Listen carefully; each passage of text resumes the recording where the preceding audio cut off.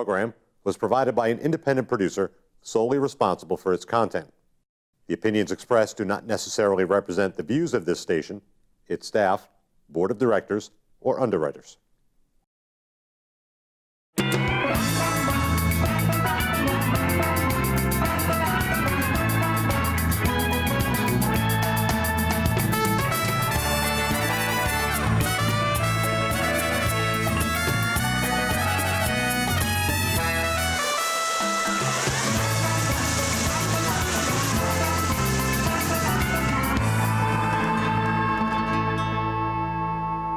Hey there, everybody, and welcome to the Happiness Jungle with yours truly, the Chief Happiness Officer, Lyn-Dee Eldridge. And today, I am so excited to go out to the veterans. You know, when I was growing up, I remember hearing about the veterans coming home and everybody really rejecting them, and it was a horrible thing that was going on. Well, today, I'm so excited to share with you that there's great opportunity for veterans. And I'm super excited that I was at an event and I got to meet this wonderful gentleman that's sitting beside me today. And it truly is all about the veterans, isn't it, John? Yes, well, thank you. Thank you so much. So everybody, I would like for you to meet John Ellis, and he's going to share with us today exactly what the opportunity is that the veterans have. And it's very, very doable, and it's nationwide. So no matter where you are listening to this show, we have a solution for the veterans. Hi, John. Hello. I am so happy that you joined me today. We met a few weeks ago at an event, and I was very intrigued. Will you share with us, first of all, share with us your background, share with us what you do and why you're doing it? Well, first of all, I'm with J-Dog Junk Removal and Hauling. We're a national franchise. They're all owned and operated by military veterans and their family members. I was actually in the Air Force for 20 years. I was a security police, security forces. Did that for 20 years back in, started 91 when I enlisted. And I just retired January 1st, 2012. And it was very difficult trying to find a job. So it took me a year, I believe it or not, from when I retired to actually get hired by, worked at the federal prison over here in Massachusetts. Wow. Was that your first choice to work at a federal prison? Not necessarily. Whew, yeah. I was police. I was in the security police. I was a military police investigator toward the end of my career. So I was investigating people, putting them in jail and stuff like that. Now here I am on the opposite side, watching them, making sure they don't kill each other. Oh my gosh. That's basically what you're doing. Oy. So it was. I did that for the past 3 years.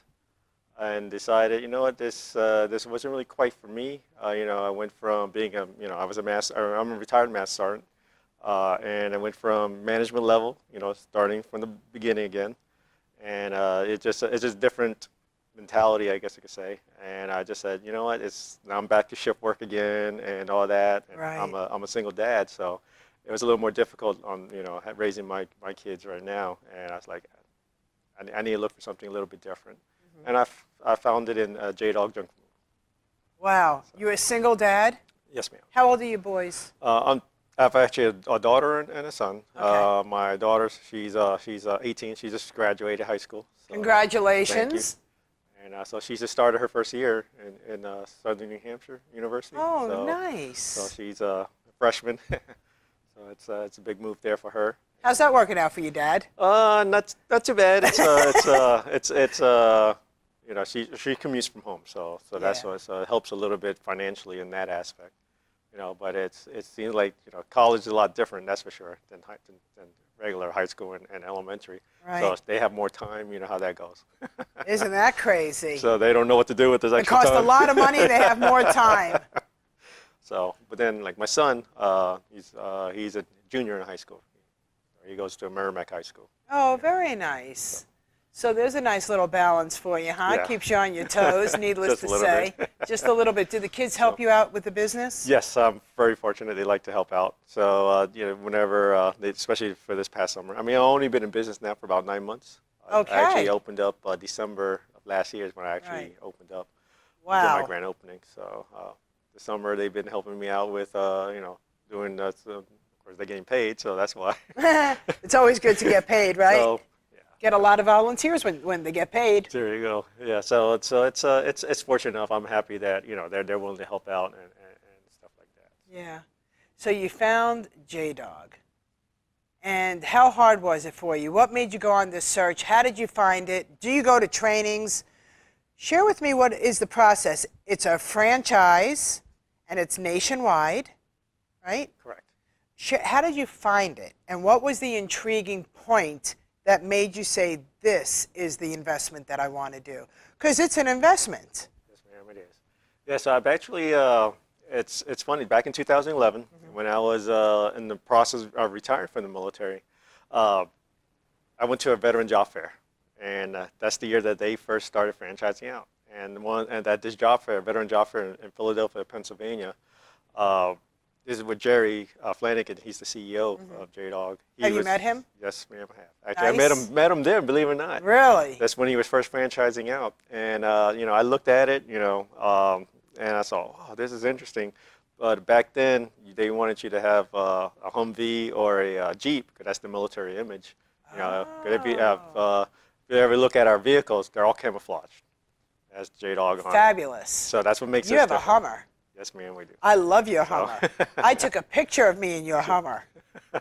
I like it. So, thank Yes. you. So back then, that's what was the requirement at that time. But I was in the middle of divorce, so I was like, financially, I can't afford this and everything to start up at that time. So I decided, you know what, I'll put that on my back burner. That's something that maybe one day I might, talking to Jerry, he was very intuitive and presented well on what the concept that he was trying to build.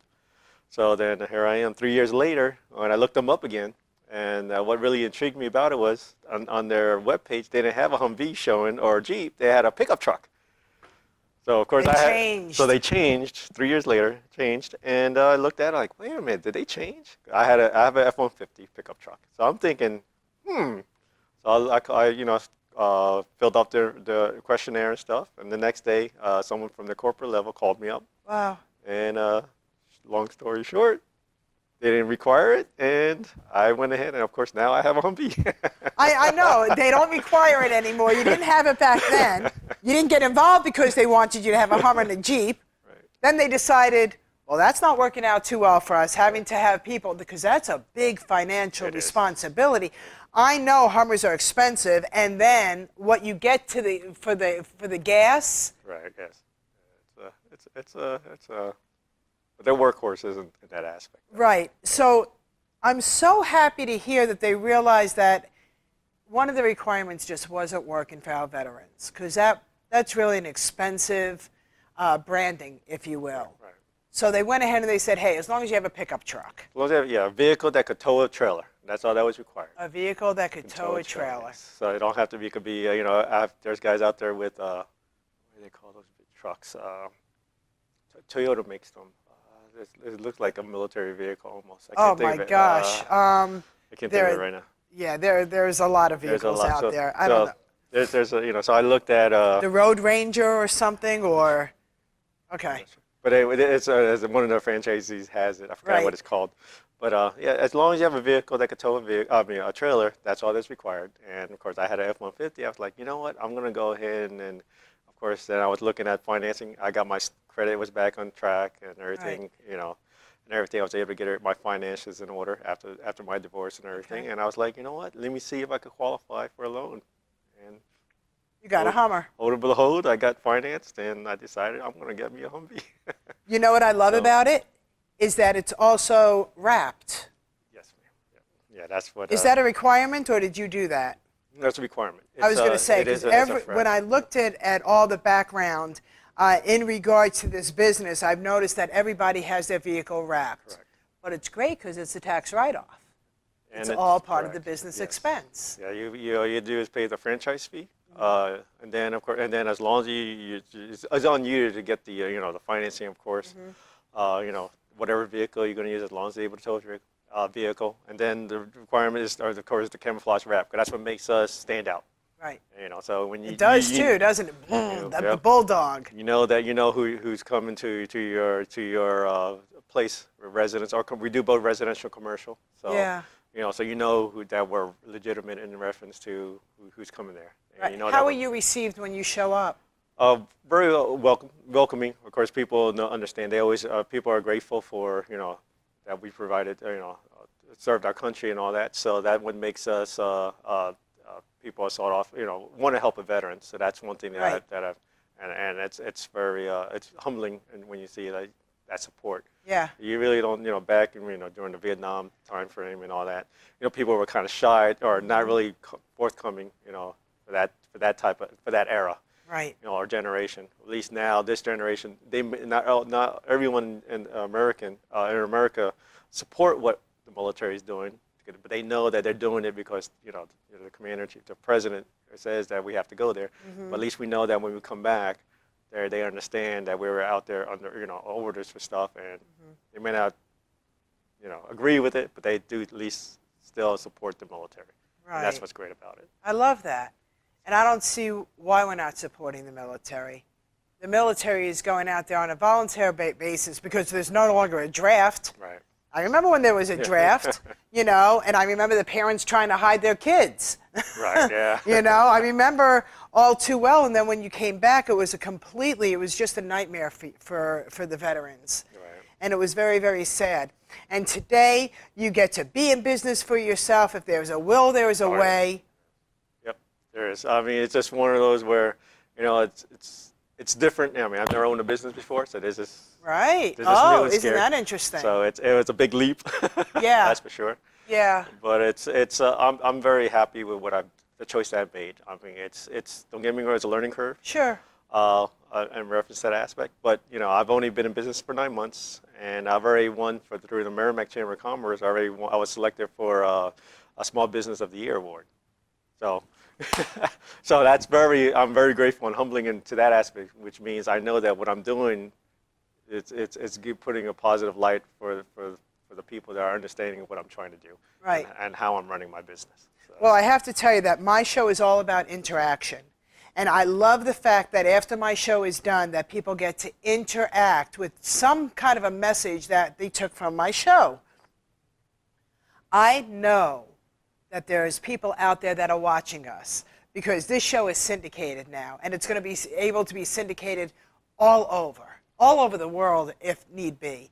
And there's a veteran that's sitting there saying that I'm disabled, I can't do something, and now you've given them that ray of hope that you can absolutely, positively do something, and we have your back. I appreciate it. Thank you.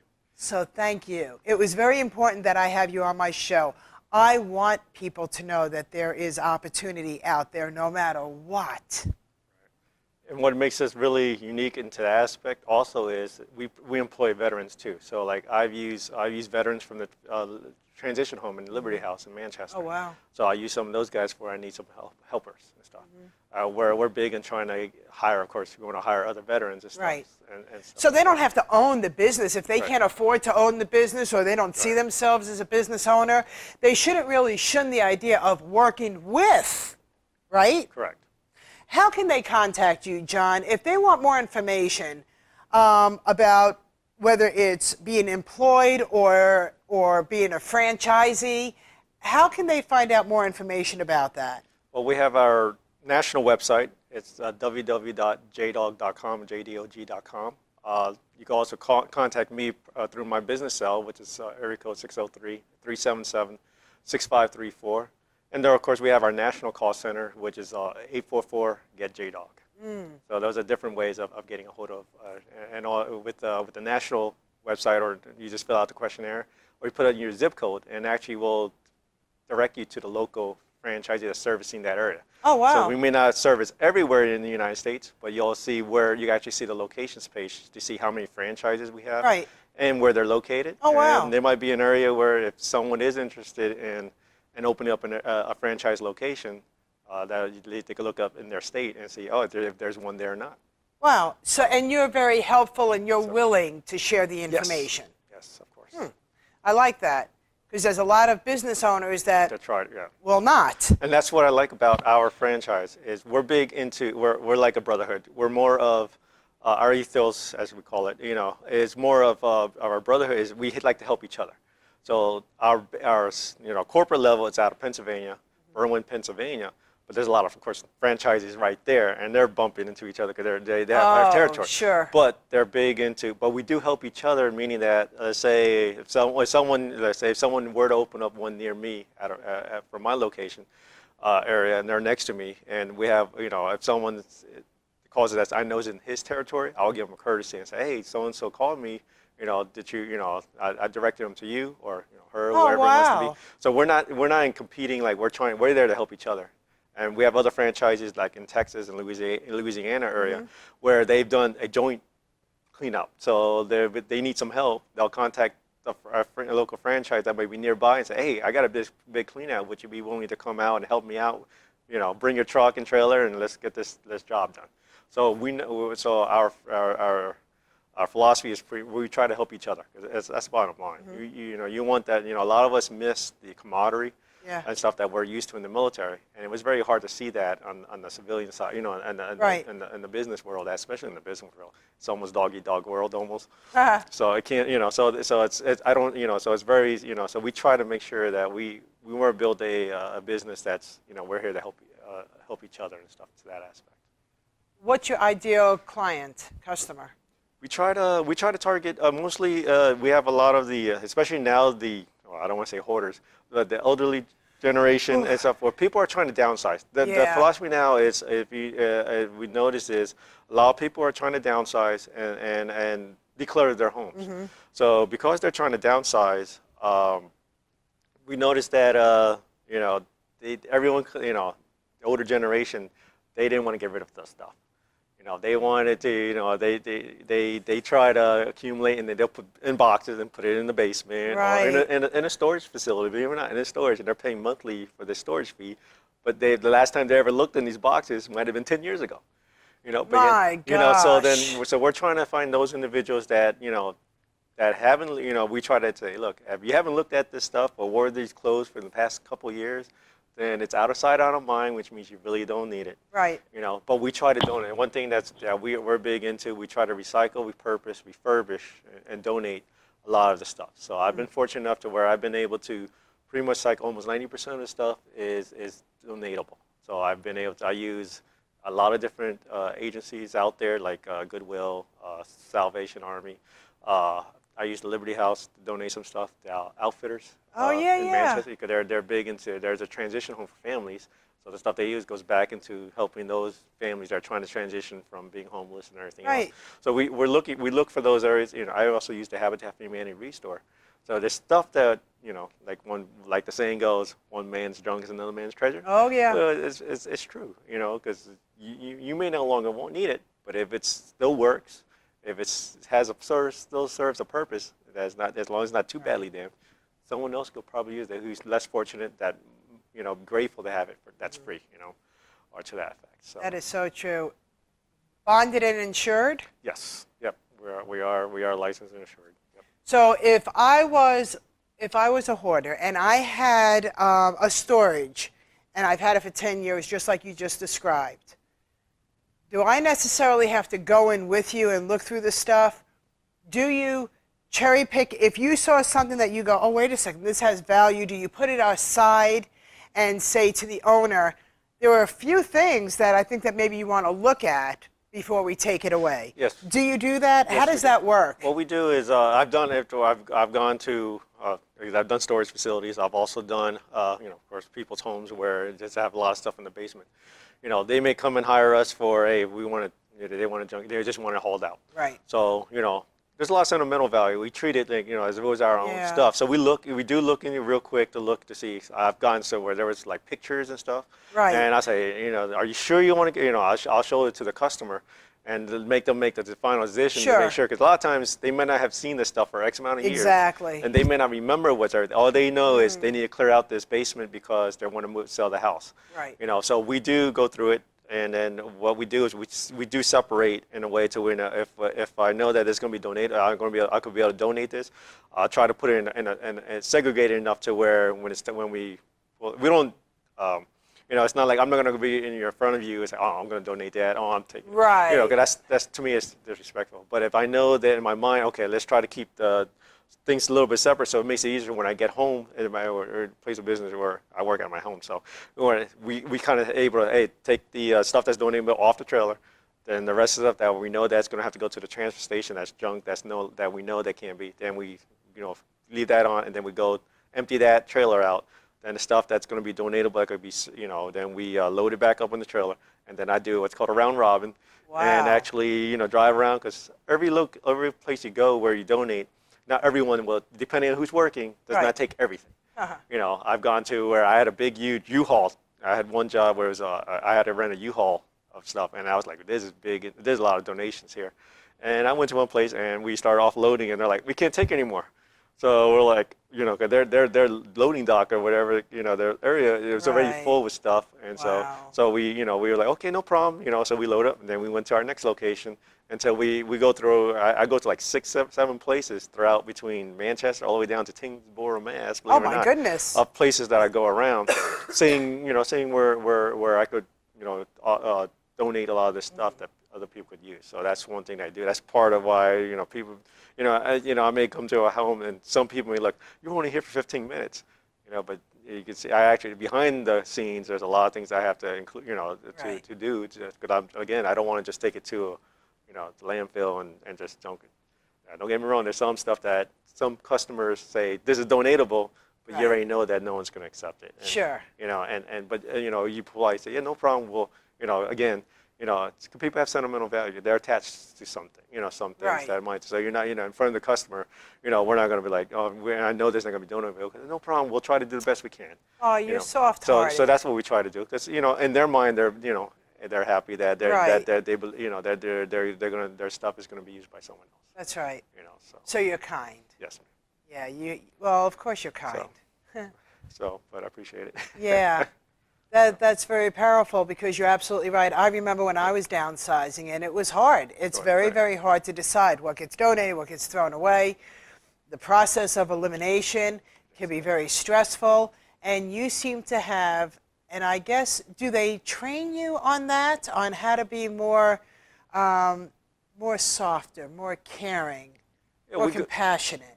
Once you sign up for the agreement, you do your franchise agreement and everything, you actually go down to Pennsylvania, corporate level, and they do a 3-day training course. And they give you a little bit of everything, a bit about business model, about how to get, generate leads, all the different marketing tools, and of course, being more personable, and basically understand the concept of how you want to run the business and what we're trying to do.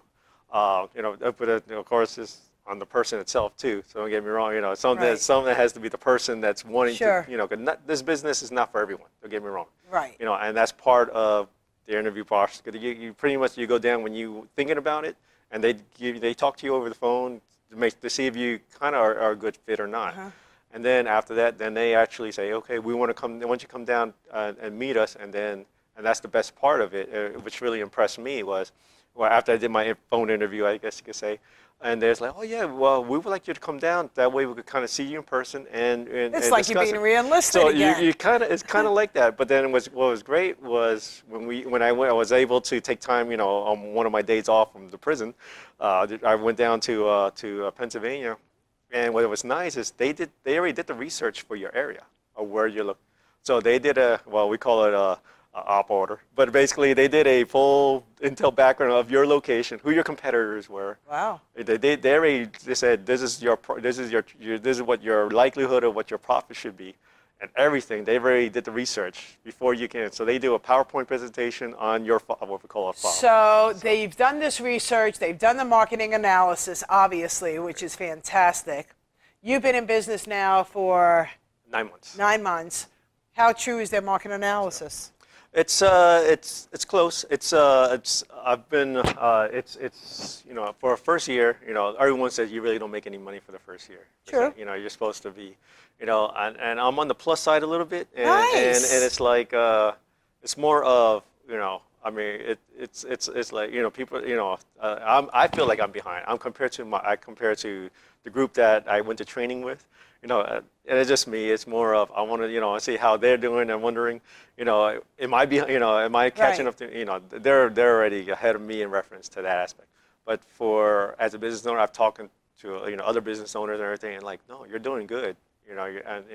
But I think it's more the military thing. You put more pressure. Competitive. You put more pressure on yourself. You're like, wait a minute, no, I don't feel like. Right. But it's a learning curve and everything. But I know that my name's getting out there and getting to meet. I do a lot of networking, so I think that's how we met. So that's how I get to meet a lot of people, and they may not need my services then, but then they'll remember me. So that's You will always be remembered. So. No doubt, no doubt. And I like that. I like that, first of all, that you're in the black, not the red, after 9 months of being business, even if it's a little bit. Right. That's a very big statement, especially when you've started out from not knowing anything about, number one, being a business owner, let alone a whole new industry. Yeah. And I applaud you and your success, and it's only going to go up. Okay. I'm looking forward to it. And I'm excited because you said something that was very powerful, that you have others that are doing better than you, which means that you're willing to learn exactly. Because what I do, when I have a mentor that has accomplished what I want to accomplish, I always look at them as a role model, and I model after them. And you seem to be very open for that. Yes, I am. And I love that.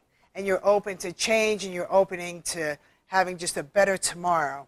So as our show, can you believe it? It's already been almost 30 minutes. Is that crazy? I know. I've enjoyed you so much. I'd like for you to give our veterans a tip, because you know exactly how they feel. What's your tip for them? Tip is you have to set your goals and your dreams. Don't sit back and be like, oh, I wish I could do something or all that. Don't be with the norm. You want to set yourself apart. Mm-hmm. And if you have a goal, go for it. I mean, that's life. You need to be willing to go for it. Because if you don't, then you're going to be one of those that I wish, or what if this, what if that. But then if you're sit behind on the safe line, as they call it, of life, then you're never going to take those risks. And that's part of life, is taking those risks. I love that. I love that. Everybody, we never said life was easy, but we did say you can be happier. And as a veteran, maybe your choice is not to own a franchise, but maybe it's to be around more like-minded people that can relate to you. So you could also be an employee. And I am just so excited to be able to share this nationwide and to let you know that there is hope for you. There is a new beginning for you. You just have to be willing to step out and get it, and go to your internet and put in jdog.com to learn more about this amazing opportunity for all our veterans out there. John, thank you so, so much. Give the audience a big wave and say thank you very, very much. Thank you for serving us. Thank you for serving us. Well, this was a great show.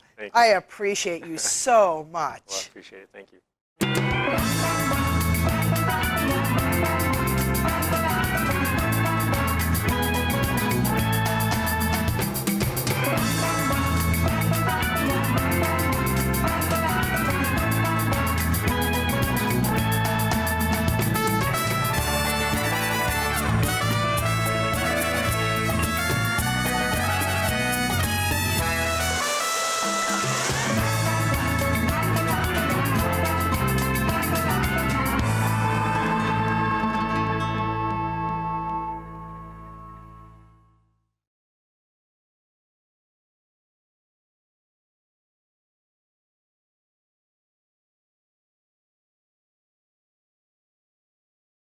The preceding program was provided by an independent producer solely responsible for its content. The opinions expressed do not necessarily represent the views of this station, its staff, board of directors, or underwriters.